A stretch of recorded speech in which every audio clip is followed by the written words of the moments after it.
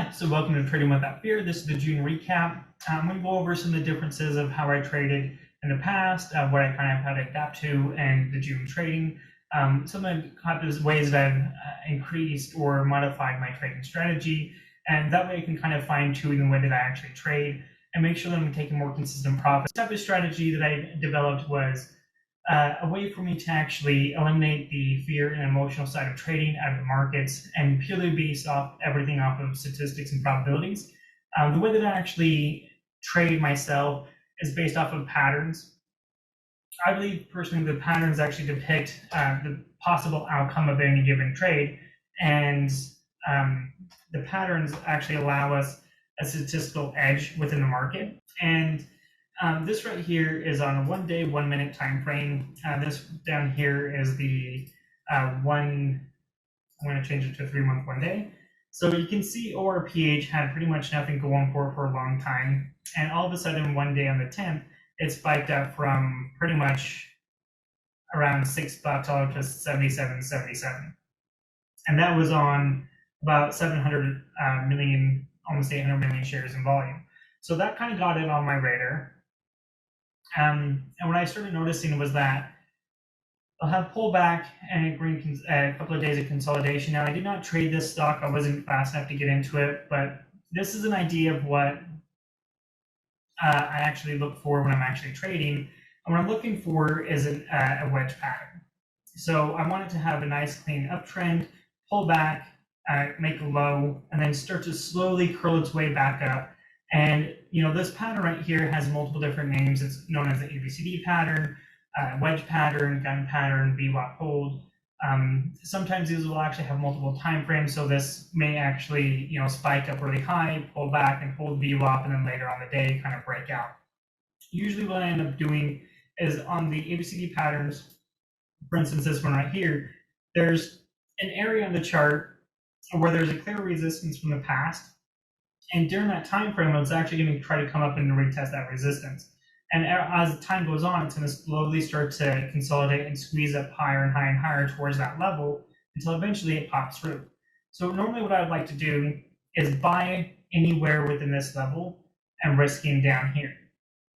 So if I was to buy this stock at 11 and you're risking maybe 10.47, you're risking about 5.5%. And on 5.5%, it goes all the way up to here. So from this to here, you're looking at about a 49% price from around the 1102 levels, or about 50%. So from around this area to this area, you're looking at between 49 to 50% move of where you could have done, taken a profit. And then when I formulated the same pattern up here, if you would have entered in anywhere around here or here, you would have had a potential of almost a 40% move. And so over time of trading, I started recognizing that the patterns present themselves with opportunities based off of statistical averages. And when I started learning a little bit more about Mark Douglas and kind of the way of his methodology of thinking of the markets, it kind of made a lot more sense to me. So I formulated my strategy 100% around that idea of probabilities. So if I was to have traded the same one before I enter into the trade, I would actually look at it and say, okay, this is where I'm willing to buy. This is where my risk level is. Am I okay with that risk level? If I am, I'll go ahead and enter into the trade. If I'm not, if the risk level is outside the area where I'm comfortable with, or where I think the probabilities of the market can move to that direction, I won't enter into the trade at all. I'll just watch it, track it, and learn from it. With the bracket orders, before, what I used to do would be taking an entire move. So what I would do is I'd actually, if I'm looking for a 30 or 40% gain, I get into it and it's either going to hit that 30% or that 40%, or it's going to come down and actually get me stopped out and I'm going to take a loss. And online, I would always see these people talking about how you can't scale out of trades, you can't do what other traders do, even with a small account. And when I started developing my strategy, and I know the strategy works, I wanted to actually test that theory. So one of the reasons why traders actually scale out of their trades is to not only lock in profits, to make sure that they're more often than not they're walking away from the market with even a small profit, is as the market's working in your favor and you're taking a little bit of positions off and you're paying yourself, it also gives you peace of mind of you're not really worried of how far that chart's going to go or how far that stock is going to go, and it kind of prevents the greed bug from coming in. A lot of the times with newer traders, and I've had this problem as well, is when the stock is actually going up really rapidly, look at your P&L, or you start to imagine scenarios where it's going to go beyond the areas where you thought it was impossible to go. So if you're looking at maybe a 10% gain and your position size, let's say $1,000, and you're looking at $100 profit, as it's starting to reach that $100 profit, you start creating this scenario of, well, what if I make 120 bucks, or maybe I can make $150 on this, or in some wild cases, which I've done the same thing, is what if I can turn this $100 profit into a 20% and get maybe $200 profit on the day? And what ends up happening is, as the market starts to go up in your favor, and it has this pullback, like in this scenario, it has a pullback and it comes down during this pullback right here, and you see your account going really big. Let's say instead of 49%, this is only a 10% move. As it starts to come back down, you start to see your P&L start to get eaten away, and you start to worry about what the market potentially do, whether it's going to take your money away, or whether or not you're actually going to make money on the day, or so the next time it actually starts to go up again, maybe right here, you end up taking your position off. And some traders over time, what they end up doing is they become very consistent in saying, if it reaches 10%, no matter what, I'm going to take that 10% over and over and over again. And oftentimes what I hear is those same traders saying that it went up much higher than I anticipated. And for myself, the reason why I think that happens is the patterns themselves has a built-in probability based off of a series of trades and any given trading scenario. So that's one of the reasons why when I'm trading, I'm looking to take 30 to 40% of the move consistently. I would have been able to easily take 40% of the move here, scaling that, 3 times out of this trade, or even just twice, taking 20%, another 40%. And with this one, if I would have aimed for 40%, it would have never gotten there. But if I would have scaled that at 20% and it came back down and got me stopped out of my price, I still would have walked away with a profit. Which you don't know how fast these moves are actually going to move. I mean, it can go here, come back down, and like it did this time, and bounce back up, and maybe even test that 23s. And depends on where you bought it in at, it may have actually gotten to that 40%. I mean, if I would have hypothetically got it down here at the lows, it would have been 39. So either way, it would have never reached that 40% price target, but I would have walked away with something. And there are some traders that every single time it pops up here, they'll take some of the position off, add in back down here, pop up here, take some of the position off, add in some more down here, pop up and take some position off. And that is a different way of trading. That's not necessarily trading that I like. What I like to do is have a little bit more relaxed trading that doesn't have so much emotions in it, and trading that has to do with having more free time. So with the strategy that I've developed, it's basically entering into a position. I mean, you can scale into the same position here multiple times and use the bracket orders to exit out at various different levels.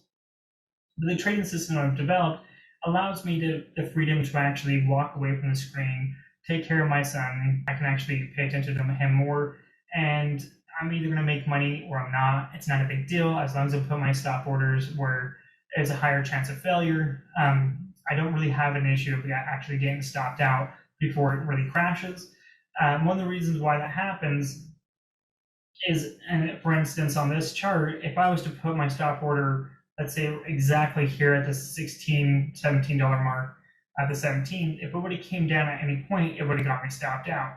So normally what I do is I actually risk just below the area. So if I was to get in, let's say 1748, I probably would have risked around the 1644 mark, which would probably actually higher than that. I probably would have risked off like the 1615s, which would have been about a 5% risk. So I would have had a 5% risk on that trade. And to me, if it would have came back down and tried to retest this candle right here and fell below that candle, it probably had a higher chance of actually just not working on the day, which is why I would have probably risked off that one candle. I wouldn't have risked anything other than that, because you can see here that this red candle's slightly lower than this candle slightly lower than this candle, which is why my risk would have been on this bottom of the red candle right here.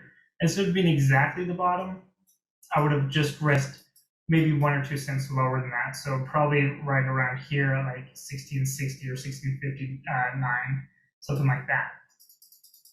And then what I would have done was just completely walked away and let the trade work out. It's either going to hit my orders and give me filled for the profits that I determined, or it's going to actually get me stopped out for small loss. So some people have asked me with using mechanical stops versus mental stops, if I get any slippage or if there's any problems with the orders not getting filled at the exact level where I'm actually looking at. And the answer to that is you're always going to have slippage. It just depends on how much that slippage is. So with using a mental stop, and let's say the stock is coming at $1 and you're risking $1, what ends up happening is you may actually think, well, let me see what happens if it reaches $1 and it goes down to $1.90 or to 95 cents. You're like, okay, let me see if it goes down just a little bit, snaps back up to $1, and then it tanks down again. So if it goes through your order faster or your mental stop level faster than what you're anticipating, there's a moment of hesitation. And even if that moment is a few seconds, that may mean instead of getting it filled at $1, you might get it filled at 99 cents, 98 cents, or 97 cents. And most people consider that okay because you recognize it went through your stop price and you got out. And with stop orders, what ends up happening is there may be a slippage of maybe a cent or two, especially with these listed stocks. There's not much of a slippage compared to like OTCs, and I do use the bracket orders and the stop limit orders with OTCs as well. And there still is a little bit of slippage on that, but if I'm looking for a 5% loss, it may be 5.5% or just over 5%, like 5.20% or something like that, which I consider that an acceptable kind of slippage type of scenario. In the past, when I was trading with the mental stop, what ended up happening is I would actually take a much larger slippage on that because I want to hesitate too long for the actual stock to kind of work its way out. So some of the things that I started noticing in June, early on when I was actually started trading it, my main pattern that I like to trade is the wedge pattern or ABCD pattern. And for whatever reason, the first little while of the month, I started actually trading breakout patterns. And those are the ones that I made my money on. It wasn't that ABCD patterns weren't working. I just found better chart setups for breakouts at the time. And some of these were also dip buys and ABCD patterns, but over time, the breakout patterns started to not work out as well. The probabilities in the breakout patterns started slowing down of where the breakouts would actually have a breakout and then pull back or have a fake out breakout. But consistently, the ABCD patterns were actually working. I mean, you can see the white areas of where is my data. The blue is where I've actually traded this stock myself. So the data tracking, the ABCD patterns were actually working out really, really nicely. The data ones like SNL, SD, SNDL, and some of these other breakouts, they were working. So I had to kind of look at why they were working compared to why the breakouts that I was trading wasn't working. I noticed that over time throughout the month, they started to not form as well, or they didn't actually work as well. They were forming, but when the breakout was occurring, they're snapping right back underneath the breakout level and started slowly falling down. And they just weren't running with as much volatility as what they were early on in the month. And so what I started focusing on was ABCD patterns. So with my tracker, the blue sections are where I've actually traded, the white ones are for data collection. And when I started taking these big losses on MVIS breakout pattern and APRE, which was technically a breakout pattern that failed, and pretty quickly it actually, I was anticipating the breakout pattern, the breakout actually never occurred, and I can show you that chart, so that'll be on the 16th.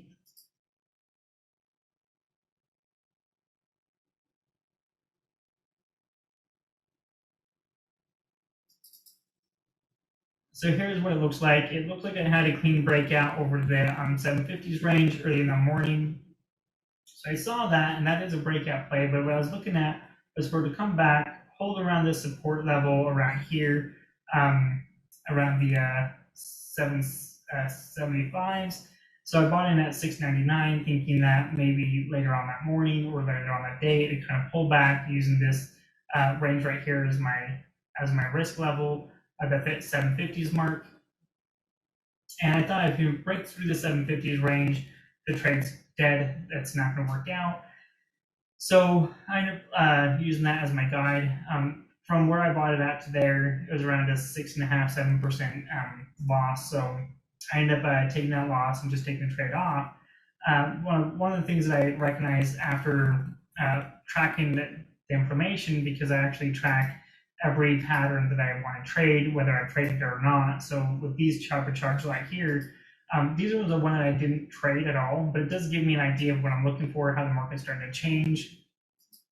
And this is something I just also started doing in June. I do actually track, I do keep all the photos of all the charts that I trade, but I only started keeping charts of where I didn't trade that back in June. And I find it very valuable. So like, for instance, on this one right here is a good example of a breakout pattern that works, and it is actually an ABCD pattern at the same time. So if I was to actually use this as a guide, what ended up happening before is, let's say they have a breakout and it just pulled right back down. So if I was to, compare this to some of my other losses that were breakouts, was they weren't actually holding the breakout level. The breakout level on this one would be about 16. And so this one had a nice pre-market breakout over 16 pre-market. And, buying pre-market is something that I don't do often. I have been doing it a little bit more in July. I'll be stopped doing that here, but I'll go over that in July's recap. But with the pre-market going over it here, as soon as the market opened, it ramped up and kind of held that level. You can see the VWAP is just holding that over and under VWAP quite well. And with the breakout plays that weren't working very well, it's because they weren't actually holding their breakouts over a certain range. So an example like this, I had a nice breakout over the $16 mark, pushed up, consolidated, and during, from 7:30 in the morning Colorado time to pretty much all the way up until almost 11 o'clock Colorado time, it held that breakout level. And there is a little mini ABCD pattern here, so you could have bought into it, risk down here with low. And from here to here, you're looking at about 20%. You could have also bought it around this area here, which is around this level here, and still had, another 20% right here. So either way, you could have bought here, held it throughout the day, or bought here, added an entry position here, and scale it out of the trade, and still taking 20% of the move. But the biggest takeaway that I got from last month was waiting for the breakout patterns to actually hold their breakouts for longer than a few seconds to actually allow the breakouts to actually form and work. And this would have easily been a 15 to 20% profit on that one. Same thing with the ORPH. This one wasn't a breakout play, but the ABCD patterns actually worked out really well in this. Looks like there's a couple of short squeezes in this time. Even briefly broke out above its $20 range, got as high as almost $24, and after that it just kind of faded.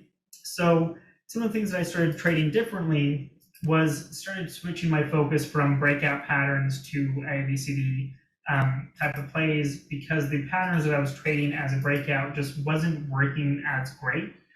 The breakout patterns that I was trading, I recognized that I was waiting for the pattern to hold, or waiting for the breakout to hold a lot longer. I was aiming for quick profits of 15 to 20%. And one of those examples was the XPR.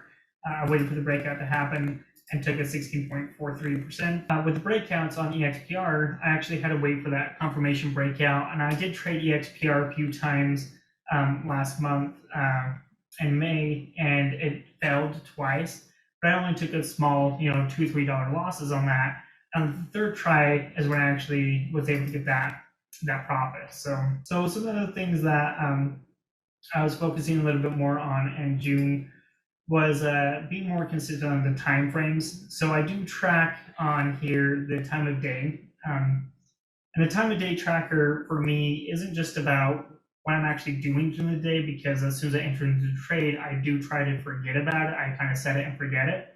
Like the old infomercial. So what I end up doing is I look at the data and I say, okay, well, my patterns are forming at specific times of day, and during those specific times of day, they have a higher probability of working in my favor versus other times. So when I'm actually looking at the time of day right here, let's say this 9:50 is almost 10 o'clock range, I can see that there's a few patterns that actually kind of worked out during that time, but most of it started happening around the 10 o'clock range. So pretty much from 8:30 to 10:30 or 10 o'clock is where I started actually putting a lot of my focus on the charts and actually was waiting for my patterns to develop. And when they actually started developing, that's when I actually got into the trade. But anytime before that or after that, I tended to kind of avoid it. With me watching my son from pretty much 10:30 in the morning until 4 o'clock at night, I do miss a lot of afternoon really good setups that end up happening. And there are a couple of them that were actually working out pretty well. What I may actually want to do in the future is with this time of day thing is kind of break it down based off of the pattern, as far as, instead of just having a collective of the time of day for all the different patterns to work, especially with breakout patterns and ABCD patterns. I may end up breaking it down to what time of day the patterns work based off of specific criteria, such as the pattern itself, kind of how the probability is down here, which is separated by a pattern, and the market. So like currently with the $130 challenge, I'm not trading OTCs. My account's not large enough to compensate for the commissions if I had several losses in a row. And so I just kind of avoid those. Once my account gets a little bit bigger, around the $500 to $1,000 range, that's when I'll start to actually look into trading OTCs if there's any opportunities available in the markets. Right now, I'm not even tracking the data for OTCs. Before I start trading them, as my card starts to grow, I'll actually start gathering data on those approaching to the time where I'm actually retrading it. So that way I can also get familiar with the not only the patterns that's working out, but also how hot the market is or how hot that sector is at that time.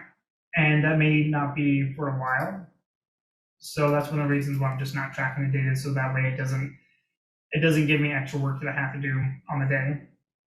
One of the things that I started also recognizing this month and June was a little bit more of what I call the first green day pattern. For different people, I think there is a different interpretation of what a first green day pattern is, just like there's a different interpretation of a breakout. There's multi-day breakout, intraday breakout, multi-month breakout, multi-year breakouts. And so when it comes down to these different types of patterns, what it does come down to, in my opinion, is the trader and what they're easily able to recognize the market as a pattern or as a statistical edge. So one of the things that I started recognizing for myself is when you have a former runner, when they actually make a top and they start to come on the backside of the trade, what ends up happening is they will kind of have the top that will be set in, and they'll have 2 to 3 days on average. It's usually 3 days of red movement, and they'll hit a level of where there's a support or perception of support, and they will have a bounce.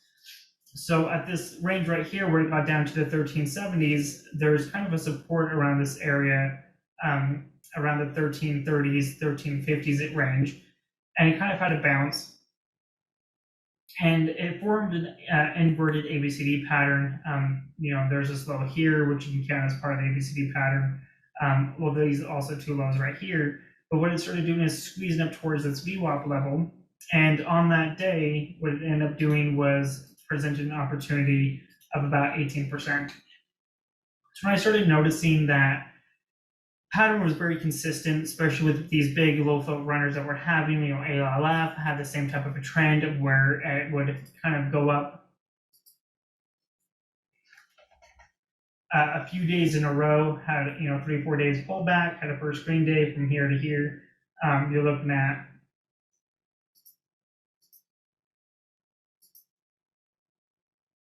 at 16%, so you could have easily gotten 15% off that, depends on where you entered in the chart. Here you would have also had a potential of around 30% move. So after recognizing these, former runners will have this type of a downwards trend, and then at some point they'll actually have a green day, and that's what I call a first green day type of a scenario, where you can buy it and sell into that first big pop. What I wanted to do was actually start tracking that data for me to buy into later on. So on the ALF chart right here, it also kind of forms an ABCD pattern. Right here, it goes up. It's also wedge pattern. So pretty much anytime it, right around this area, around the 830 mark, you could buy anywhere this box right here, kind of risking down here below this. So you're risking about 3% off this move. The potential upside of making about 20 to 24%. You're not going to top ticket, which is one of the reasons why I'm tracking the data. I actually round down. So let's say if I tracked a whole bunch of these first green day patterns, they give an opportunity for, let's say, a 30% gain. I'll probably round it down to a 20% probability and scale out of that at 10% and 20%. So that way I'm actually taking profits during that move.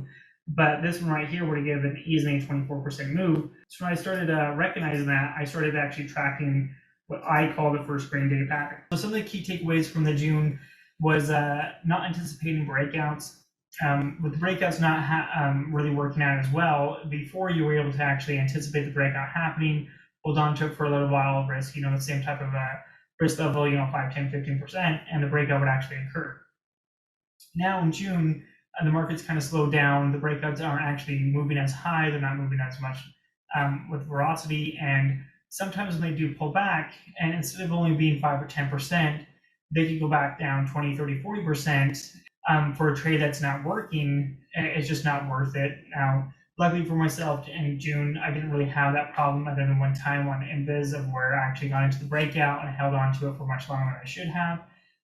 That one trade actually taught me to not do that, to actually stick to the bracket orders and stick to my risk level. So if you do have a mental stop or a mechanical stop in the market, wherever you're actually placed that stop at, or wherever you have your mental stop at, always honor that, because it could always get much, much, much worse. Some of the other things I took away from June was waiting for a clean, clear pattern to develop. The market, at least for my patterns, have a little bit shifted.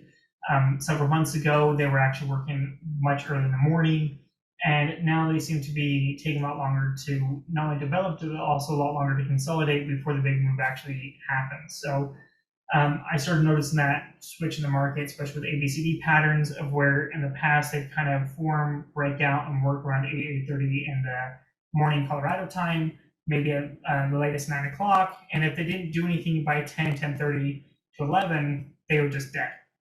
Now, in June, they were starting to form much later and work on average between 10:30, 11, 12:30, and going into July, and right now it's actually July 12th, the same type of consistency is happening in July. So there's definitely kind of a shift, at least in the pattern that I trade, of what time of day is it actually working, and what time of day do I need to be paying attention to more often than in the early morning trades. Doesn't mean that the early morning trades don't work. It just means that they don't work as well. They don't work with as much volume as the later on in the afternoons do.